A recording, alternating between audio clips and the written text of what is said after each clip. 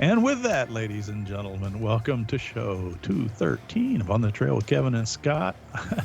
And we go through this every time, but in case you're new, I'm Kevin, the engineer. I'm the guy who reads instructions, uses the right tools, if I have them, and, generally I follow those instructions. And most importantly, when I deviate, because I do that more than a few times, as Scott's smirking at me on the other side, I know I'm responsible for the results. And speaking of Scott, I am Scott. I'm the slapstick parts guy that basically for lunch I had a nice big old can of refried beans, also known as fart paste. And I, too, sometimes will use the correct tools when needed, and sometimes the correct tool would be using that said can of fart paste to help get the shock bushings in. So, as always, while we share with us what works and as well as what didn't, like this intro, remember, it's up to you what you decide to do your Jeep. So do your research, read the instructions, and please, please, please... follow them. There you go. That's why they wrote them. Exactly. Oh, boy. Anytime I think you can't get any stranger. Oh, buddy, I just hold your ears, folks. It's showtime. No, especially after the beans. For once, I'm glad at the moment that you're on the other side of an electronic connection. So if there's a spark, that room will go up in quite the conflagration. Well, at least like the old the cartoons, it has a new smell-o-vision. Thank God not. So with that, we need laughs right now. We need laughs. Well, actually, before we have laughs, I've got to give a shout out to Patrick C. I'm not even going to try to pronounce your last name, Patrick, anyway. And I don't want to embarrass you in case somebody else is listening that maybe shouldn't be. Who knows? Not that this is that kind of show. Yeah, Patrick is up in Connecticut. And after hearing our shows talking about the success that we've had with Gulf Coast Drive Shaft, and particularly Scott with his LJ, seems that Patrick has an LJ as well and was in need of new drive shafts. And he reached out from Connecticut all the way down to Florida and talked to Mel and Shane at Gulf Coast Drive Shafts. And they have, and he made the point, and what I wanted to say thank you is that he told them about us, that he had heard of them through us because they were interested in that. And I happened to be there in their shop helping Shane with a computer issue about 2 days after the order had come in. And lo and behold, they were, do you know this guy? I'm like, no, but I do now. Yeah. So Patrick, thanks a whole lot for referring to them from us and letting them know about that. That's where you heard about it. And they wanted to say thank you. And if you're on Facebook, you'll know that back on the 15th, you can tell we're a little behind on recording our shows. Yes. That they gave you a shout out directly, even a short video of your drive shafts sitting on the outgoing packing bench as they were taping up the U-joints so the caps didn't fall off, and to make sure your two drive shafts got there in the same condition in which they shipped them. So I hope they fit, and I hope you get all the joys in life out of those drive shafts that Scott got out of his. Yeah. No, he's got more information on that. Oh yeah, no, that was actually kind of cool. And again, thanks for mentioning. But we've talked to him a couple times, I think, on Messenger a few times. But no, again, thank you. If anytime you do contact some of these manufacturers, just say, hey, Scott and Kevin sent you. It kind of really helps us out because again, we're here just to kind of help promote, small business. We don't get anything for this. We just, when Kevin and I find a manufacturer that we like and a good solid people, we try and get that word out there. So again, thanks for your patronage, guys. We really appreciate that. Yep. But unfortunately, though, when it comes to the LJ, though, we have to put the LJ in past tense because it was the end of an era. You didn't wreck it, did you? No, I didn't. No, I fortunately or unfortunately, whichever way you want to look at it, the Quantum Entanglement now has a new owner, and it was actually a very interesting experience because in 2017 when I purchased it at the credit union, right off 60, and of course everyone knows a lot of work was done at Kevin's house, and basically when the air conditioners, heater cores, dash removals, plumbing, wiring, radiators, water pump, water pumps, etc., brakes, and a few other odds and ends. Oh yeah, ball joints, multiple U joints and drivetrain issues. or not issues, but maintenance. But it was interesting because when the gentleman gave me the address, I'm like, oh, I know the area very well. And he's like, really? I said, yeah, a lot of the work was done like less than 5 to 7 blocks from there. He's like, what? I said, yeah, I'll meet you there. So I pulled in and I have to stop the story for a quick second here. And this is one of the interesting things is that when you sell a Jeep or anything in this matter, there will always be the guys that say you're asking too much money, blah, blah, blah. You know, I could buy this, or why would you want to spend that much money for this old Jeep? And what's sad is that the first time I posted on a couple of these pages, they were LJ pages. And I'm just sitting there going, guys, you know what this is. You know that 7,000 of these were produced. You know, a 6-speed Rubicon LJ is not a dime a dozen. You know, yes, there are more rare ones out there like the Sahara Con or the Electric Lime Green. But I'm just like, guys, no, I'm not selling it for $48 and a half-eaten bag of Funyuns. You okay? You know, again, it's a classic, you know, hey, I want 7 pounds of gold. You want to have it for a half-eaten box of Tic Tacs. I get it. Where we meet in the middle is important. But some of the vitriol and am I saying that right? Am I using the right word, Kevin? Vitriol, yeah. Which is really crazy. But more to the point, though, is that I thought it would go quick on one of the Jeep pages, you know, because, again, people know the history, all the whole 9 yards. I'm like, oh, cool, you know, blah, blah, blah. I had it up on these Jeep pages for almost a month. And I decided one day, I'm like, you know what, I'll just put it on a regular Facebook Marketplace. Boop. And then within 3 days, I had 2 offers. I'm like, I would have really thought it would have went faster on the Jeep pages, again, because one, knowing what it is and knowing what, you know, the rarity of it. But I was just kind of surprised by that. So when you're selling something, just kind of take that into consideration. Like, you really don't know who's looking on what pages and where. You know, it turns out the gentleman who purchased it really wasn't on social media a whole lot. You know, he's an old school guy that did a lot of CJs and stuff like that. And that's one of the interesting things when we finally showed up to his area. You know, you always kind of worry. You know, am I giving? Is the right person buying it? But again, it doesn't really matter. They're buying and do whatever they want with it. But when the guy says, "Yeah, man, I've been up since 5 a.m. looking at the pictures, saying, oh, like a kid at Christmas morning," that kind of made my heart feel good. And one of the reasons why I say that is because we're all car guys and gals here. And we know when we have a project vehicle, and I don't know if I told Kevin this, and if I haven't told, Kevin's about to be mildly shocked. When I bought the LJ, unfortunately, it was a situation where the title was in Georgia, and there was a lot of stress because it was being sold by a couple that was going through a divorce. So 2 people that didn't like each other had to sign stuff off and whatnot, and you know, when you meet the guy at the credit union with his wife and pregnant girlfriend, you know you're walking into a situation where there's a lot of hate. So it took me 3 months to get the title. Yeah, I remember that. So that Jeep just sat for 3 months, and I couldn't touch it, couldn't do anything with it. And the sad thing is that I drove my YJ for 9 years. I bonded with that Jeep. I cried when that Jeep left.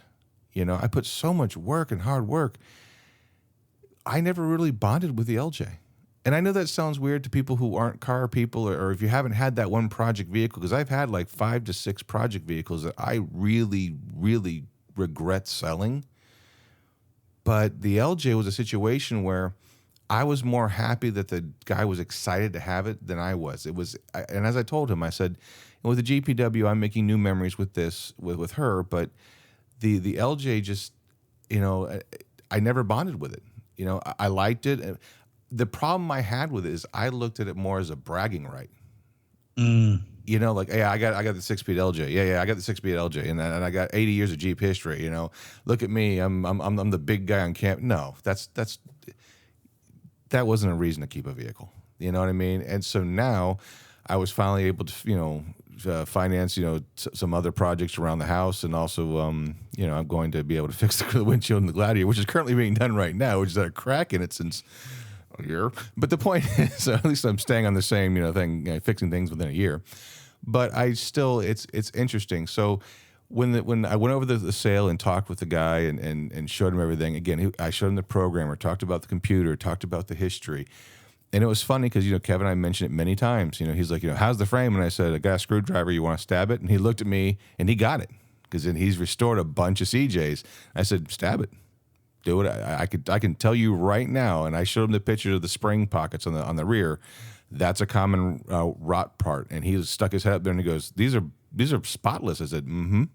I said, so, you know, the transmission may crunch because it's 180,000 miles. And it was funny on the test drive. I said, you know, you can't drive this like a Corvette. He's like, I'll be fine. And he went from second to third and crunch. It's like, yeah, that's what I told you. He's like, that's it. I said, yes. So bear in mind, you're trying to speed shift an old man. Okay. So, but again, it was one of those things where I felt confident because I knew my Jeep, and that helped him come down with some of his anxiety. Because again, he's spending decent money for a vehicle that's 19 years old, you know? So I felt absolute confident because again, and he's like, well, if I ever feel like selling it, I said, well, that's fine. If you want to reach out, that's great. But to me, it's more, I'm passing the torch to somebody who recognizes all the hard work put into it, still has some hard work to go. And as he has a shop, he's like, I'm going to probably do a frame off on this, you know? And I said, go ahead. And what made me feel good, and this is the reason why I love the Jeeping community, and especially with Kevin and Mark and Mark Cantrell and Ron of Red Scorpion, because he lives in that area. I said, ask Gulf Coast Drive Chef. We just talked about them. And I said, if you have any questions, contact those shops. It was such a feeling of security knowing that over the past 7 years, I've had so many people help me so much to build that Jeep. I'm getting a little emotional now, but more so the fact that so many people rallied around me, especially in 2021. I remember when Kevin and Shane both went through the whole drivetrain. We let Shane use it so that way he could, you know, be the test mule and figure some things out, you know. It felt so good knowing that all these people rallied around and helped build that Jeep to what it was. And this guy's going to pick up that torch in the Tampa Bay area and continue that build and make that Jeep something the Tampa Bay area can be proud of, and with the history that Kevin and I put into it.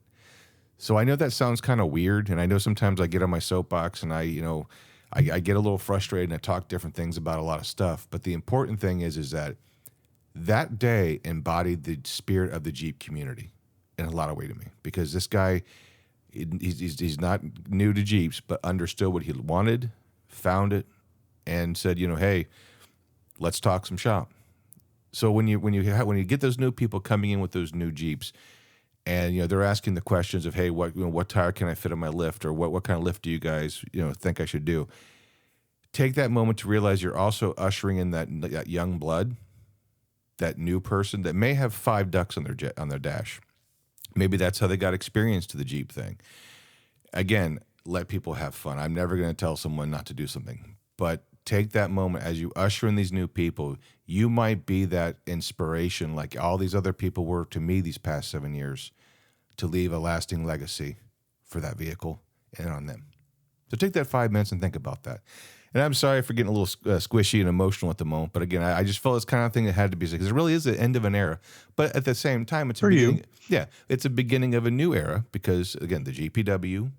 Now that I have some work on the Gladiator, it's going to get 40s and 1 tons and a V8. I'm joking. But I'm joking, guys. Literally everyone that I've always talked to just literally went, what? So, but anyways, but that's, I'll get off on the little soapbox right now. But again, I just wanted to let people know that, again, if you think about selling something, again, think about your pricing, because again, I put it up for the first price. I was asking 3 years ago pricing. And when I saw Jeeps like mine that weren't Rubicons going for thousands of dollars less, I'm like, I'm selling at the wrong time again. But that's okay, But so just let the market dictate the price, I guess you could say.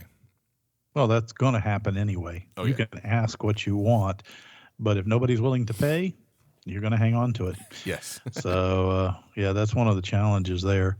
No, I'm sorry to see it go. I'm sitting here thinking as you were talking, it's like, let's see, what would we put a hood on it? You had that painted and re-decaled so that it actually says Rubicon again, and is the correct. Well, it was the correct color even with the thing, but it was undented. What a novel concept. Yeah, hood was much better. It was a factory hood, not an aftermarket one. So yeah, it wasn't a replacement. So when they open it, it still has the dirty red paint that shows all the years. But So, it was fun. that's cool. That's cool. That's not bad. So, yeah, that's kind of an interesting thought process there about when you're in the used Jeep market, either selling or as a buyer. Um, you can only dictate prices, either purchasing or selling, to a point, because if you can't reach the middle or a common ground, I prefer to say, because it's rarely in the middle for me. But if you can't reach common ground, nobody wins. Everybody loses. You're still stuck with a payment or service or whatever. And I wonder about what's going to happen, because someday I'm going to probably move on from Slightly Altered. Not anytime soon that I can plan on, but given everything going on in life at the moment. And before everybody asks me, what about you? What are you doing? I said, unfortunately, life has thrown me some curveballs, nothing terrible, but that has kind of slowed some of my progress. So I've just been surviving as far as doing things like it's raining, and therefore grass in Florida is growing. It's hot, which makes it grow faster. So Yes. I'm cutting 2.5 acres about every 4 days. So no, I don't have a whole lot of time for other than that and grocery shopping. But it is there are planned projects. Thing for me is the other side for not selling, and not that I want to sell, but I've pretty much achieved virtually everything that I want to do with Slightly Altered. There was never an intent to turn this into something like a show Jeep. This was an intent to use it as a test mule for this very show. And for 8 years, we have tested lots of things, from engine enhancements to axles to brakes to ignition systems and computers and winches and snorkels and exhaust systems and tire carriers, seats, Recovery, interior finishes, wiring, powered steps. power steps, rebuilding powered steps because I wore them out. So it's one of those that I haven't run out of Jeep. I've just kind of run out of ideas to change. I've done the soft top versus hard top thing. I may have to get another Jeep just to start over again. Right. And pick something. But as far as it goes, I'm not getting out of Jeeping. That's for sure. Yeah. That's for sure. And that's the thing too. Like when someone asked me at work, what's your next project? Well, I got to let things settle down for a little bit. But I'm loving. Just realized my microphone was a little twisted.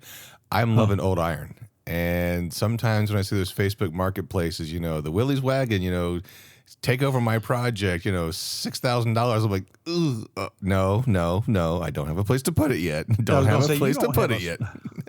So when someone asks me, I'm falling in love with old iron. So right now the GPW is going to take some precedent because that needs a lot of work. But right now it's like, I eventually want my old like Willys wagon or something like that. I kind of like the wagon or like the forward control. The soft top thing and all that. That's cool and all that's great, and I love that, the open air.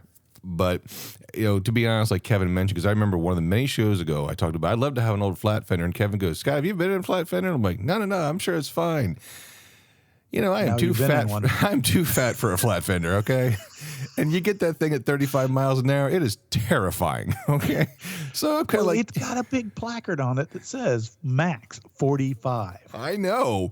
And downhill with a tailwind. I can tell you what, our soldier boys back then, man, they had some brass cojones to get that thing to 45. They're braver than me.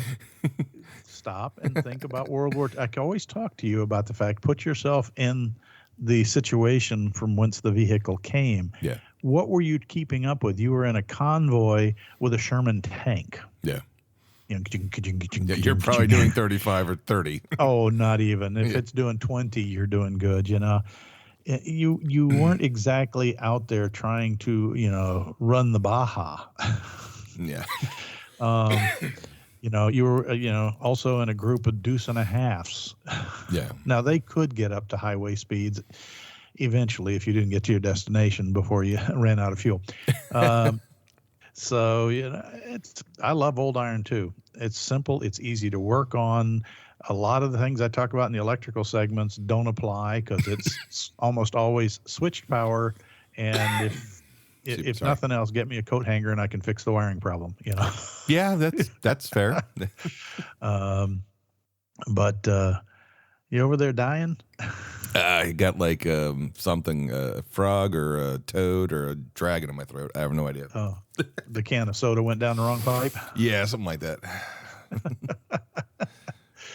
So anyway, folks, I'd really be interested to listen to what you, our listeners, have as thoughts about subject matters that you'd like to have covered. As we've said since 8 years ago, that this is really your show. I'm happy as an engineer to research anything, even if I haven't played in it before. I can probably figure it out. So if you got any ideas or suggestions or things you'd like to cover, questions, modern or old, Scott's modern, I'm old, and we'll be glad to cover it for you. But I'm trying to think. I'm still going to have my barn built. I met with another builder just a couple days ago, and we talked some concepts. And I need to get my shop put together because I've been crammed into all of my tools, my woodworking tools, my metalworking tools, 2 of the 3 vehicles, my off-road buggy, and a few other things are jammed in a little 3-car garage with 8-foot doors. And so, it's one of those that, okay, I need to change the oil. Okay, I got to move that out of the way. I've got to shift this over here. Where's the oil? Hey, anybody seen the oil catch pan? Gotcha. And the fun things that go along with that. So I'm over a year behind on the shop barn, and there's lots of reasons for that. Most of them have to do with people who want more than $100,000 more than I paid for the house to have it built for the barn, and it's not that fancy of a barn. So anyway, we're going to continue on with that kind of research. This year, like I said, we haven't made too many events, as again. For me, there have been some life challenges, nothing to worry about, just things I'm working through right now. And so once that's over with, we'll get back into traveling to some of the Jeep events and meet you guys. One of my events was really nice, and that was, spending time up in northwestern Canada for a couple of weeks. Yeah. And but then also having to dodge the fires. Got you. Moving out of one location, one park up there, the town of Jasper, British Columbia, unfortunately was hit by a wildfire less than 12 hours after we rolled out. And no, we had nothing to do with it. We didn't know it was behind us quite so tight. Yeah. And they suffered a lot. Something like 20 to 30% of the town burned, as well as some of the park areas. And so my heart and soul out to them, as I mentioned last time. Yeah. We're got to find some new subject matters. You guys are getting too smart. I can't teach you much anymore. Well, Paul, real quick, because I know someone sent. Nick also bought a set of the chefs too. By the way, he made a comment on our Facebook post. But let's see here. Paul talked about he sent some things on the messenger to check out. We're going to check some of that stuff out, Paul. So again, you guys got any ideas or something like that? Send it to us. There was a couple like engineering kind of things. He had questions. Oh, okay. I'd love that. Love that. And we do get the Facebook messages, and sometimes again, Kevin and I would talk about, we're the show, we balance stuff between life and work and families, and if we don't get your message right away, we haven't forgot about you. Someone I don't know who set it up has thanks for contacting us. We'll be with you as soon as we can. Yeah, I was going to ask you. I didn't do that. I didn't do that either. Facebook must be helping us again. No, yeah. Oh boy, moving on. Sorry, guys. Halfway through Kevin's speech, I had to turn my microphone down and cough up a kitten or something because, good God, that kitten went down with claw side up. But anyways, I've been coughing like big time over here. But no, again, we appreciate the messages, so please keep them coming. If we don't get to them right away, I could be at work. I could be, Gunner could be taking me for a brisk evening drag. Kevin could be mowing. I mean, literally, the man has a full-time job mowing his property. Yeah, and if you saw the property, you're like, what? He mows this? Yeah, with a push mower. I'm joking. It's not a push mower. I use 2 different machines. I use a ZTR and a string trimmer for around the house, and the rest of it I cut with a 40-horse diesel tractor with a deck behind it. Yes, a 5-foot wide deck. Mm-hmm. And I pretend I'm in NASCAR. Turn left. Turn left. Turn left. Turn left. Well, hey, it cannot be said that you're not playing with a full deck. Well, it wasn't the button I wanted, but it worked for that set. I wanted this one. But there you go. Yeah, that one too. You kids after $20,000 college can learn to hit the wrong button on a soundboard. But anywho. Is that all your college costs? I know the money. I know, it's fine. I was going to say 20,000. I got a Groupon and it was in the late 90s. Come on, guys. Oh, Gunner's saying hi on the microphone, Pop Shield. Hi, Gunner. So, but no, speaking of like stuff to do around the Jeeps, I actually have one thing to say. This is kind of interesting, and I'm going to peel back the curtain and let you all in on a little tiny secret for you JL and JT owners. If you need to replace a windshield, if you have the automatic braking control and all that kind of stuff. First off, and I know I'm getting ready to really make a lot of people angry with this comment, so please bear in mind, everyone knows I'm cheap. Everyone knows I'm cheap. No kidding.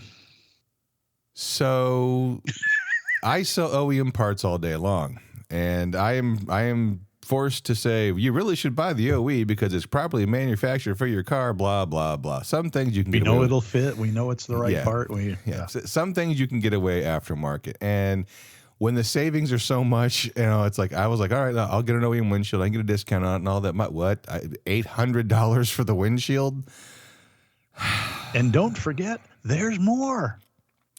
You have a camera system. I have the camera system, which, we are through the service department, at the Flapping Penguin. I will say this, at the Flapping Penguin, we're told to have the system recalibrated. So, I'm going to let you all in a little secret here. When I went to my glass guy, as we're currently recording this right now, my windshield is being replaced. I did my guy solid. I took the snorkel off and went to the cowl snorkel for him. And that helped immensely. And again, Kevin and I don't talk about prices very much, but the OEM windshield at this date, which is August 22nd, 2024, was what's $800, okay, for OEM glass. I'm terrible at math. Would you say it was a third or a half of what I'm paying for the aftermarket glass installed? Let's round up. Let's say it's a half. It's around half. It's around half with the aftermarket glass installed compared to what it would have cost just for the glass. Now I asked my service manager. I said, "Hey, can we, do we have the calibrations for the camera and to do all this kind of stuff?" And he looked at me and said, "Scott, put the windshield in first and see if you even need to do it." Now, if an error message comes up, you need to recalibrate. You need to do all those things, because half the time you don't really need to do it. And it's not even half of the time. A lot of the time, the biggest difference for calibration of these camera systems is not the glass. It's the installation of the glass. If the glass is put in slightly different angle, the sealant's thicker and it's pushed down differently, so that your glass plane, if you want to call it that, isn't the same place as the factory within the tolerance of the camera, you'll get an error. Okay. Right. It's called diffraction through the glass. And if you go back to your high school science, you probably saw little pictures of lines through lenses and blue lines that were supposed to be light and how it gets bent. Put a pencil in a glass of water. Yeah, exactly. You'll see the bend. Now, the thing is okay, if you're actually getting it done by a competent installer who shaves the bed the proper thickness, because urethane sticks best to urethane, and then puts the glass in so that, here's clue one, if your factory trim fits back in, it probably is good. Yes. So, that's an upsell feature that's kind of always bugged me a little bit. That why don't you wait and see if you need it before you pay for it? Because there's nothing about the windshield doesn't have to come back out to recalibrate the camera. It just is a target that they set up, and they kind of calibrate the camera mount to where it picks up the crosshairs or the whatever image is in the right place. Mm-hmm. And that's So- one of the things that the gentleman said. He's like, you already lifted, so you're kind of already out of spec. Anyways, does your braking thing ever come on all of a sudden for no reason, kind of twitchy? I'm like, well, it's a Gladiator. If you go in any forum, yes. And he goes, well, that's part of your problem. But again, and everyone's like, well, Scott, you live in the state of Florida. Isn't a windshield free? Yes, it is. It absolutely is free, but it's not, because I am still paying for the LJ one I had done in 2020. And it's on my insurance. Oh yeah, and I found out through people and things that I know, being in the collision industry as long as I have, that free windshield is probably costing me an extra, for every 6 months I pay, probably $200. That free windshield is costing me $200 every 6 months. Now it's going to roll off here in 2027 because it's 5 years. No, 2025. It'll roll off because it's 5 years. It's 3 years for tickets, 5 years for claims. So in 2025, in August of 2025, the windshield should roll off. So do you think I want, and that was only a $300 windshield for the LJ. Do you really think I want an $800 plus the programming and all that against? Nope. Sorry, I paid out of pocket for this one. So Kevin and I, again, usually when it comes to the OEM and manufacturer, yes, I will stand up for dealerships. I will do this, but I'll tell you, like Kevin just said, sometimes I have to go with what's on my conscience, and this is, I'm gonna, if I get in that truck and I drive it away and no error message comes on, I am not gonna get it calibrated, kids. No way. But if it does, I'll do the right thing, of course, and get it done. I have enough dash lights on because I bypassed the second battery. Moving on from that conversation. No, actually, I'm buying a second battery, guys. I'm putting it back to. I got to buy the battery and let it sit in the garage for a year. You guys know that, but that's actually which will take its life down to nil after. Yeah. So that actually is going to be a tech thing I'm going to do. I'm going to replace my old battery, and I'm actually going to do it because I've seen a lot of videos where they do it from underneath. If you pull back the liner, there's like two screws. You take the screws, you drop the battery, and rather than going through the top and taking off the battery, the TIPM and all that stuff, go underneath. There's two screws in the YouTube videos I saw. So I'm going to try that. Hopefully I don't drop the battery in my lap. But yeah, no, I'm going to try that. Go ahead. No, I say I'm going to try that and see, wish me luck, kids. No, good luck. I have to laugh because you just brought a memory back that I just learned in the late series Jeep Grand Cherokees, where the starting and the secondary, mini battery are. I was helping, John and Diane. Yes, I do.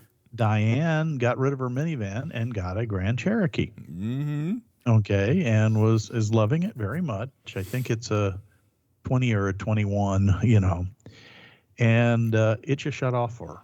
And it scared her because she was on the on-ramp to the crosstown, which, folks, down here is that is not a place you want that to happen. Yeah, the merge lane coming out of the pits at the Daytona 500. I was just getting ready to say the same thing. And, she's putting her foot down, and it's going, bah. And she lost power steering. She lost everything. And fortunately, she was able to drift not off the road, but off to a corner, and somebody stopped, and they jumped it, and she got on, and she was panicked. And they had taken it to a shop who said, no, there's nothing wrong. We can't reproduce the problem. And I said, bring it over. And as far as, John is a very good friend of mine. And as far as being mechanically inclined, he's a fantastic doctor. And you can sew your arm back on, but a wiper blade vexes him. Yeah, well, you're close. And he'll freely admit that. So we brought it over, and I said, well, I understand it, but the first thing I got to do is, where's the battery? And, you've got the regular jump terminals. And folks, for those of you who haven't been in one of these, you see how far the what do I want to call it? The upscale Jeeps have moved away from those of us in the Wrangler communities and the Gladiators. And that is, it's under the passenger seat. And to access it, you push the passenger seat all the way forward, which is kind of hard if the battery's dead, because it's an electric seat. And then there's a little trap door you open up, and there's all your batteries. I can only imagine, they have vent tubes and all that other stuff. I'm not totally immune to inside batteries, but it just seems a little strange to me. So I was like, okay, let me grab my Fox Pro. I have a battery analyzer, and throw it on there. And I said, did they open up the back under here when she goes, no, they didn't do anything like that. Why? I said, well, and her 650 Colt cranking amp starting battery was reading less than 200. It was 180 amps of capacity. Yeah. And in fact, went flat on a digital tester with not even a carbon pile. Wow. And yeah. And I said, well, we're going to see what we can do. I plugged my Autel in and found out, no, this is one of those certified operating systems that Chrysler uses on that rig. So gateway lock. Gateway lock. And since I didn't have a gateway code, I couldn't even scan. I could scan the thing as a regular, OBD2 code, but I couldn't. No errors. It just, the battery didn't have the energy. And apparently when you floor it with a car that has, or I don't want to call it a car, it is technically a Jeep, technically. It has electric power steering. It has all these other high demand things. So I expect when she was accelerating, turning left or whatever it was, and they just pulled the battery down below thresholds and the computer went, I'm out of here, bye. The battery has left the chat. The battery has left the check. Now the little auxiliary battery was still showing something like 400 CCA into itself, which would have started the Jeep. It may have been what was starting the Jeep for all I know. But sent them down to the local O'Reilly's because they said they had batteries and everything in stock and the ability to change it without doing the, you got to have the little trickle unit like we got the ones that you plug in and plug it into the cigarette lighter to keep everything happy on the lowdown while you disconnect both batteries. So, folks, it's kind of interesting when you have those start-stop systems. Not only do you have two batteries, you also have to pay attention to how you're changing them and making sure you don't lose continuity on power. Yeah, that's one of the things that's common. I didn't even know. I learned this with the Gladiator forums, and it's probably the same with the JLs. They have the Z-Pack fuse, and that's why I'm really glad when she said it jumped them. A lot of times it's just a $40 fuse, and a lot of times the Gladiator guys say just keep one in your glove box because eventually you're going to need one. Yep. And so they say, especially if you change out your auxiliary battery and you start, you're not charging anymore, you popped your Z-Pack fuse. But it was funny when you said also you're looking for the battery. I had one of the dude was a 30-year master tech. I can't find this battery. It's under the passenger seat. What? It's under the passenger seat. And, because, again, this is new in my career at the new shop. And they're like, so again, now I'm the Jeep guru now. If someone gets a used Jeep or whatever, they, Scott, come here. I'm like, all right, I'll be out there in a minute. Yeah. So, but it's funny because literally like yesterday, William, young kid, love that guy. He's great. He's like, I got to know. He's a whoop, whoop, whoop on the front, right front. I'm like, it's either the bearing or it's going to be the tire. Take the road force on the tire. If you don't, take your stethoscope, put it on the hub. It's probably a bad hub because you got aftermarket stick-out wheels. Probably wiped out the bearing. Okay, comes back an hour later. Yep, you're right. It was the bearing. I'm like, there you go. See, I just saved you 3 hours trying to figure it out. But it was funny that when again, the battery was dead. So literally they had to unbolt the seat. It was that flat to get access to everything. So according to what I read, no, I didn't have this, but you can throw a jump pack on the studs under the hood and then pull the seat forward. Yeah, well, that's one of the things. Like as I walk out later, he explained how much of a pain in the tuchus it was because he had to unbolt the seat. I was like, why didn't you put the jump pack on the studs? And he went, oh. Explicative deleted. Pretty much. And the problem is that it's one of those things where, again, it's a constant war between techs and parts guys, and it's funny when the parts guy has more experience and kind of figured that out before you said that. It's one of those things where they're like, I hate you. I'm like, well, I'm just trying to help. You asked me where the battery was. I said, it's under the seat, I figured you'd have enough gray matter and not be a smooth brain and figure out you can put the jump pack on the studs and moving on. Yeah. I just realized that Kevin and we do like a Zoom FaceTime. I'm wearing a black shirt, so Kevin just seeing this ethereal head. Yeah. because I'm wearing a black shirt, so it's just my head just floating in the air with a microphone in front of it. Sorry, Kevin. Yeah. No, that's fine. I'm used to you being rather ethereal and somewhere out in left field. Yeah, pretty much. Yeah, the fanciful unicorn. That's gonna be my next Jeep's name. But no. By the way, guys, is it gonna be pink? No. With purple stripes. Tourmaline. No. Tourmaline. Tourmaline. Tourmaline. You're talking about the stone? No, I'm talking about Tuscadero pink. That's what it was. Oh. Okay. Wow. Okay, guys, that was a fail. But anyways, no, the important part is, folks, No, I forgot what I was saying. It's probably a good thing. I was probably going Okay. like a weird. Well, I'm going to tangent. use this segue on batteries to throw out a shout out for a non-cheap issue, folks. Hey, Uh, as long as we don't have to charge them. Boo hiss. No, if you're particularly this one kind of directed to the listeners that are here in the Tampa Bay region. We all have those lovely little communication devices that are commonly called phones, but are used for just about everything except for calling somebody. You know, you're usually checking your Facebook, you're checking your emails, you're checking the latest stock reports or the latest ball game scores, or maybe you're watching a movie, but you're not taking a call from your mother. Shame on you. No. Anyway. Oh, wow. I love you, Mom. Anyhow, both of our mothers are sitting there looking down right now going, you're going to be in trouble. You just wait. My mom face palmed and said, he's right. to you, not to me, but to you, Kevin. Oh, anyway, she'd love to get pun boost. I got to give a shout out to Robin McCoy. And Robin is part of a team with her husband, Walter McCoy, and they run the Device Clinic in Plant City, Florida. And the Device Clinic is kind of one of these small shops in the old part of town. It's really kind of neat because if you're doing things with them, you can go shopping while she's working on stuff in all the antique stores. And the Device Clinic, by the way, is the ones who kept my cell phone alive. I had the classic iPhone battery issue where it was swelling and popped the screen off. And I'm going, is this thing going to blow up in my hand?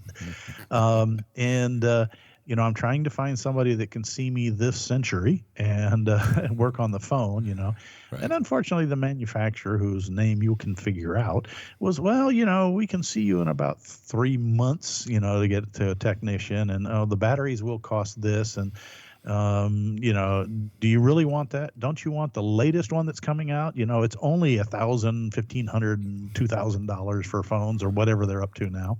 Yeah, and we have easy mortgages for you on your phone. Yeah. No. And anyway, Robin took a look at it for me. She says, yep, your battery's swelling up. It's still working. Hasn't broken anything. Normally I keep them in stock, but they'll be here. They're FedEx order. They'll be here. Give me a call tomorrow. And if they're in, bring it up. And I said, well, what owe you for the service call nothing. She looked at it for free, determined what the problem was, did not require a deposit to order the parts. And then I called her on the following Wednesday and said, okay, this was like, I think it was 2 days because it was my problem, as far as with trying to get the time. And she said, oh yeah, they're in. And so I drove up and I handed her the phone. I said, what do you want? She said, it'll take me about 20 minutes. You can wait here or you can go shopping. So I went out and visited a bunch of antique stores looking for neat old tools and stuff like that because I do like to collect old tools. And walked back in and she's, oh, it's done. It's over here on the desk. Check it out. Nice. And she had warned me that she'd use an aftermarket battery because it was a lot cheaper, like half. And I walked out of there with a new iPhone battery for under 40. Damn. Whereas Apple didn't even want to sell me a battery for less than 95, and then the install was on top of that.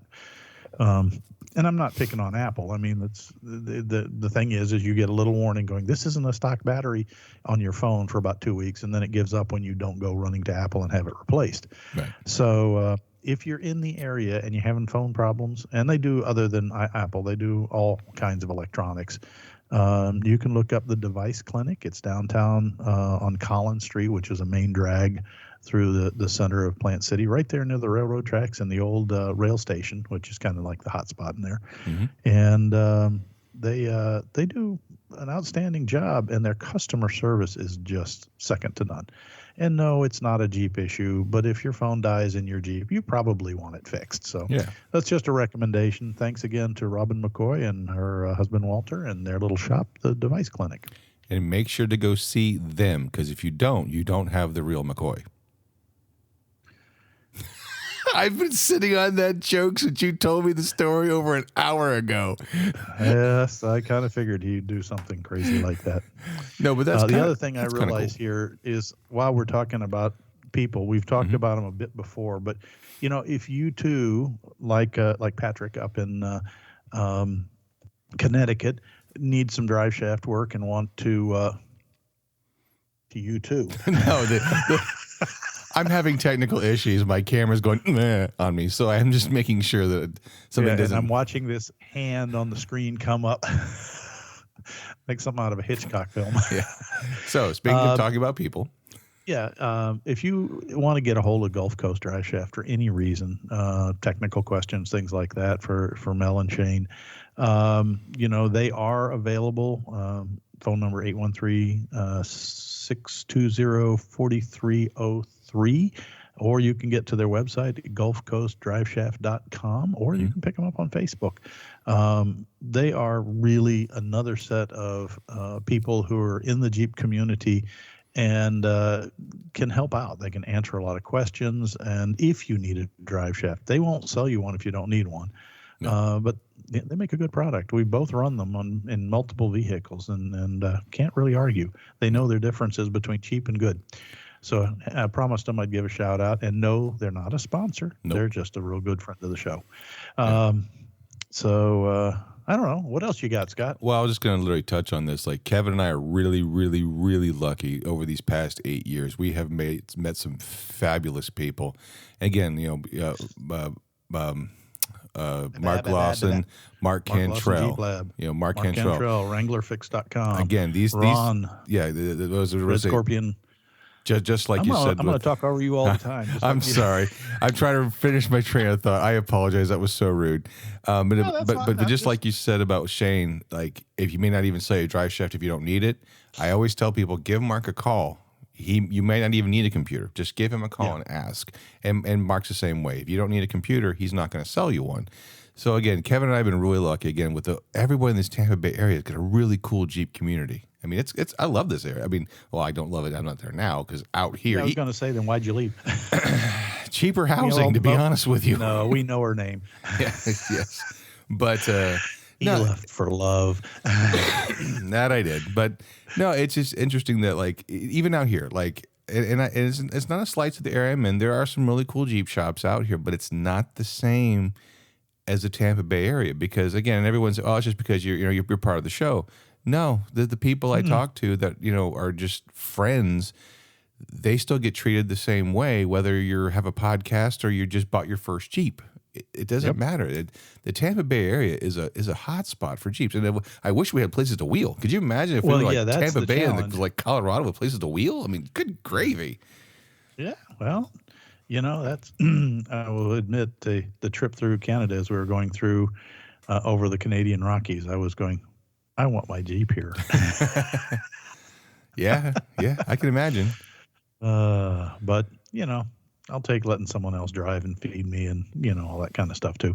So, but there are other wild projects on the sidebar. Speaking of Shane and Mel, I'm helping with a drag truck. We're building a race truck for them. That's a shop sponsored truck for them, and awesome. As he's slowly acquiring parts.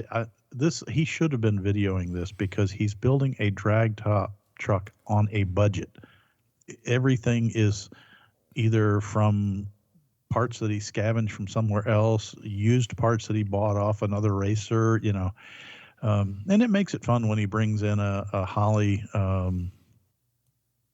What's I'm trying to think of it, the sniper system, and goes, yeah, here's a sniper. Have you hooked it up? I said, well, there's a harness, and he hands me this little piece of wire, about a foot long and little ends cut off all over the place. I said, well, it was used, and here's what's left. I have to say that I have to interject this real quickly, just so all the listener and listener land know. That is 90% of how conversations go with Kevin when he's called to help. Literally, he's handed the spaghetti remnants of either a rat's dinner or someone in a hurry in a junkyard. And poor Kevin takes it in stride. Or fire under the hood. Yeah, fire. Well, that's why I kind of thought. One that would look like charred twigs. And he goes, no, it's a wiring harness. Well, yeah, Charlie Brown's Christmas tree wiring harness. Yeah, that's it. That's it in a nutshell. You know, except I think Charlie Brown's tree was taller.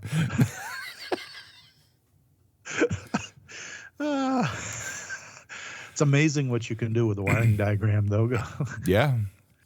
That was my biggest fear parking the Gladiator for 2 months, man. I was so worried about rodents. Oh, man. I would open the hood every single week once to crack that.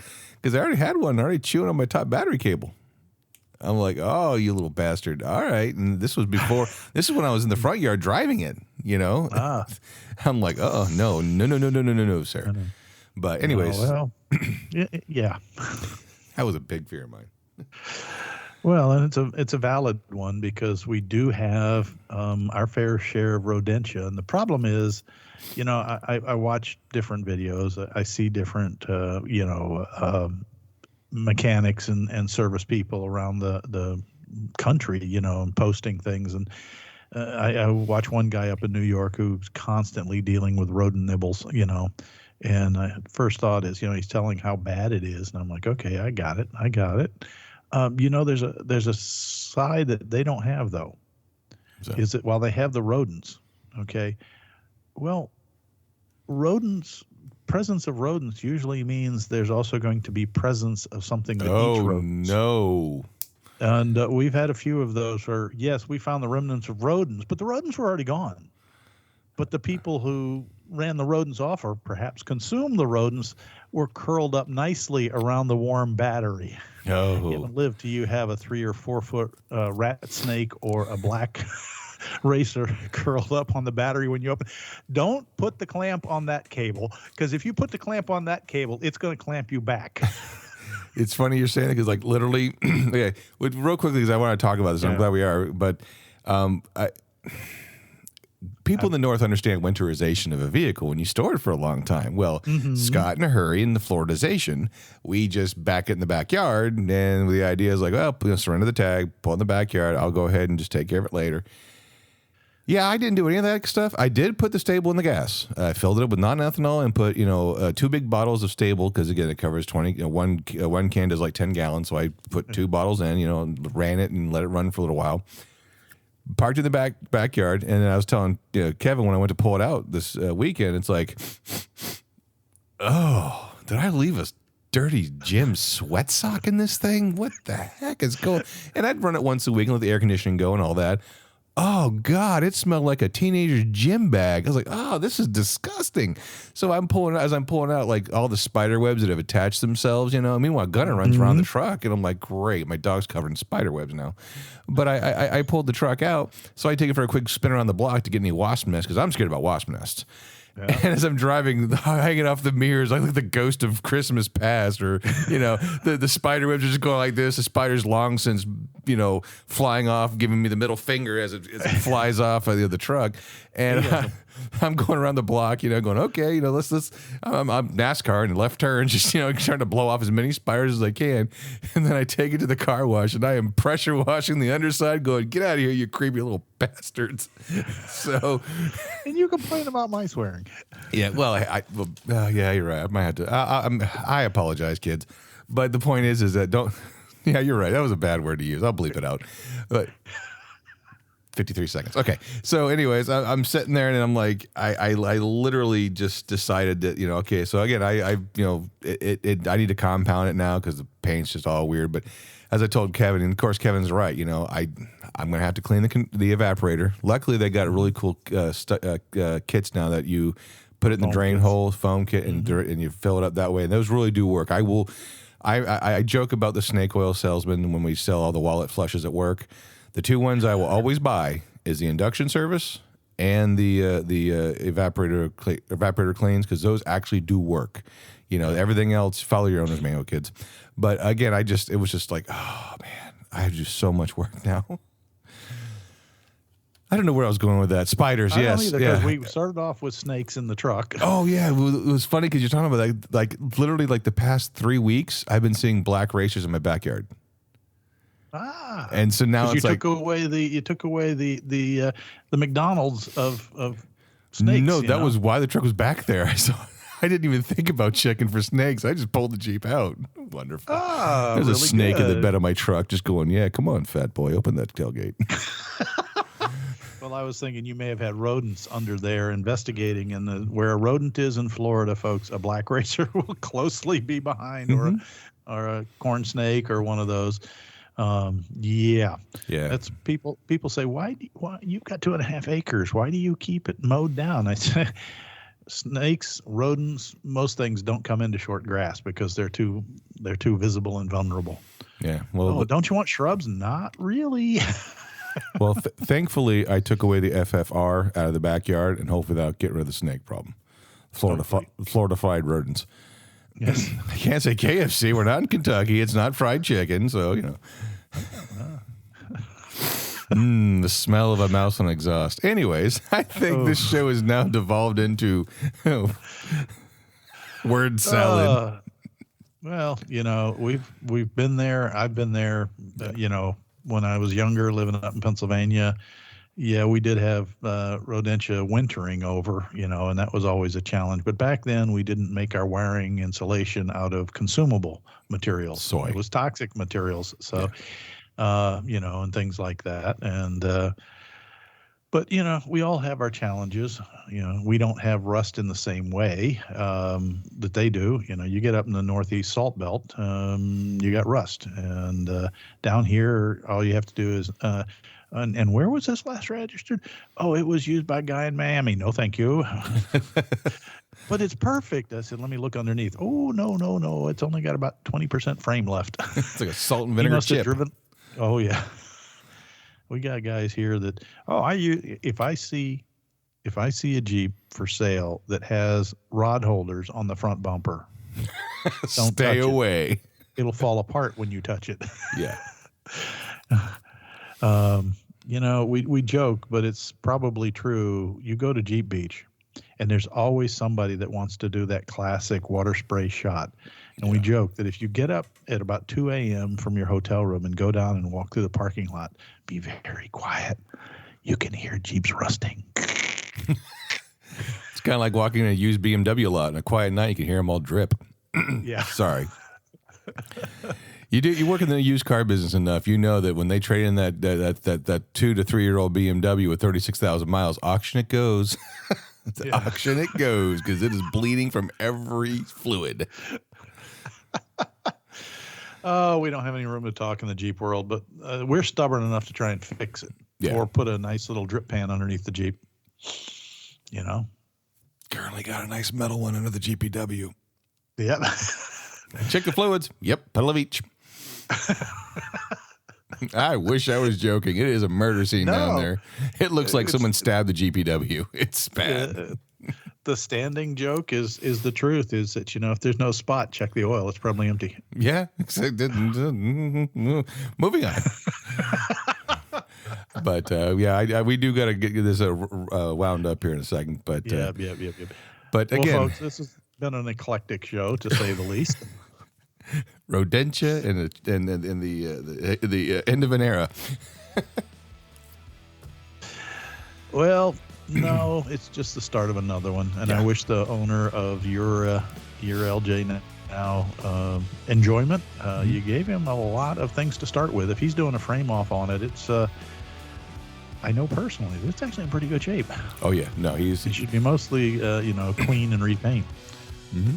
No, he's very happy, and again, as I told him, and this is the one thing true. Everyone's like, I was a little more open with information because one, I don't want the bad karma, but two, again, Kevin and I will tell you is that with having a podcast, there's a certain amount of reputation, and I do not want to sour that. I'd rather be honest and open, and even that way before I had the podcast, because I've seen people pour literally four or five bottles of Motor Honey to quiet the rod knock to sell it to somebody.